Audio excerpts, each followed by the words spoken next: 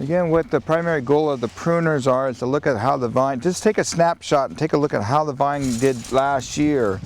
And what I'm seeing here is we've got a mixture of long canes, short canes, some long canes, some thick canes, and a little bit of mixture. So therefore, the pruning is going to be adjusted to that, where we have small diameter, short canes, if you will, especially like here, where it's not even a foot or a little bit longer.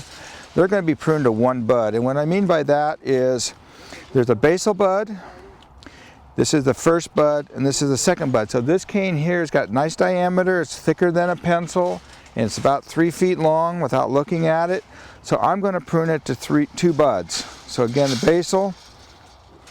basal 1, 2, right to there with the shears. This one here is the more desirable one I want to leave. It's not as vigorous as this, but I'm going to leave that at one bud no matter what, just because it's going upright.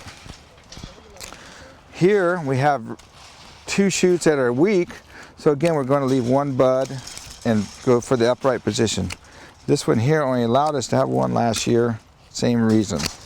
We normally cut our 2-year-old wood down to our first position, but because this is more vertical and almost of equal height to the rest of the spurs on this arm, we're going to go ahead and do it backwards for this one. And same thing here, we're going to cut this back to 2 buds. 2 buds is about 2 fingers. I mean, generally one doesn't really have to cut, but basically 2 buds is 2 fingers. 1 bud would be less than a finger. Typically in these vines we're going to be removing about 95 to 98% of last season's growth, the canes that are being removed. The most productive wood that's retained, whether it's cane pruning or cordon pruning, is 1-year-old wood off of 2-year-old wood. So this smooth barked wood here is going to be more productive than, let's say, a sucker or a water sprout that might be found on the vine.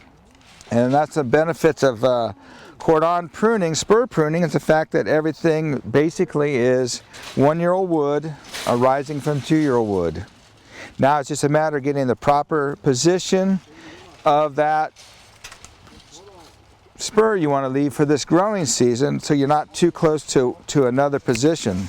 So for example, I'm going to do this and try to keep these spurs about the same height.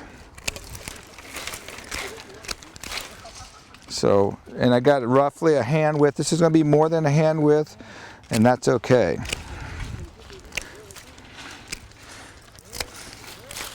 If a latent bud decides to push somewhere in here that we can utilize, a latent bud is a bud that's dormant underneath the bark, and for some reason gets activated and wants to grow, and it's in a good position where we could leave it, then we would go ahead and retain it the next year, not even suckering it off, and create a new position if it's possible.